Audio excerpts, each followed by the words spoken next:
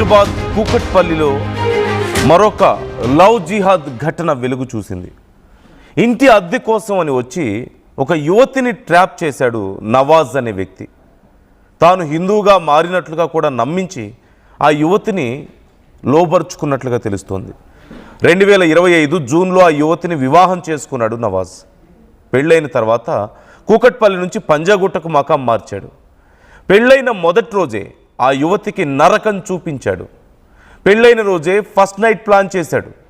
అదే రోజు పార్టీ పేరుతో ఇంట్లోకి నవాజ్ ఫ్రెండ్స్ని బ్రదర్స్ని ఇన్వైట్ చేశాడు.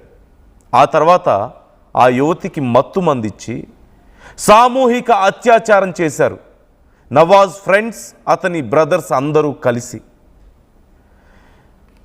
పెళ్లి తర్వాత యువతి ఫ్లాట్, ఆ యువతి బంగారం కూడా నవాజ్ లాక్కున్నట్లుగా తెలుస్తోంది. ఆమె పేరు మీద భారీగా లోన్స్ కూడా తీయించాడట. నవాజ్కి ఇదివరకే 2 పెళ్లిళ్ళు అయ్యాయంటూ, తాను మోసపోయానంటూ చివరికి ఆ బాధితురాలు గ్రహించింది.